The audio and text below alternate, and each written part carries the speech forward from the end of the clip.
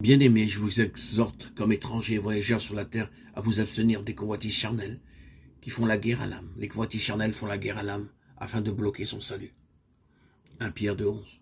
Béni soit Dieu le Père de notre Seigneur Jésus-Christ, qui, selon sa grande miséricorde, nous a régénérés pour une espérance vivante par la résurrection de Jésus-Christ d'entre les morts, pour un héritage qui ne peut ni se corrompre, ni se souiller, ni se flétrir. Et vous est réservé dans les cieux. 1 Pierre 1, 3, 9. À cause de ces deux versets, nous pouvons être assurés que les personnes qui reçurent cette lettre étaient déjà régénérées. À vous qui, par la puissance de Dieu, êtes gardés par la foi pour le salut, prêts à être révélés dans les derniers temps. De quelle sorte de foi nous est-il parlé ici? C'est la même que vivre par la foi mentionnée dans Hébreux 10, 38. Bien qu'ils soient déjà sauvés, ils ne sont pas encore en possession du salut, prêts à être révélés dans les derniers temps. Il est bon d'être régénéré, mais à moins que ce ne soit accompagné du salut, prêt à être révélé dans les derniers temps, cela n'est pas suffisant. C'est là ce qui fait votre joie. Quoique maintenant, puisqu'il le faut, vous soyez attristés pour un peu de temps par diverses épreuves, afin que l'épreuve de votre foi, plus précieuse que l'or périssable, qui cependant a été éprouvé par le feu, ait pour résultat la louange, la gloire et l'honneur. Lorsque Jésus-Christ apparaîtra, vous l'aimez sans l'avoir vu, vous croyez en lui sans le voir encore, vous vous réjouissant d'une joie merveilleuse et glorieuse.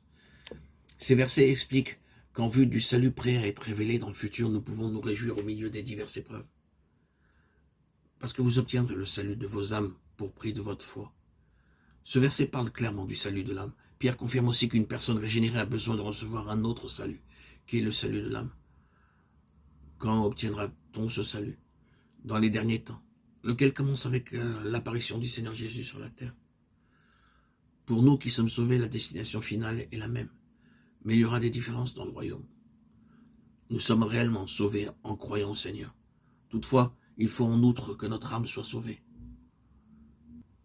Car vous étiez comme des brebis errantes. Maintenant vous êtes tournés vers le berger et les gardiens de vos âmes.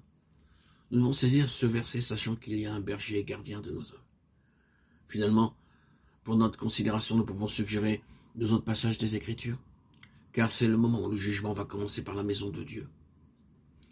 Or, si c'est par nous qu'il commence, quelle sera la fin de ceux qui n'obéissent pas à l'évangile de Dieu? Et si le juste se sauve avec peine, que deviendront l'impie et le pécheur? Ainsi que ceux qui souffrent selon la volonté de Dieu remettent leur âme au fidèle Créateur en faisant ce qui est bien. 1 Pierre 4, 17, 19.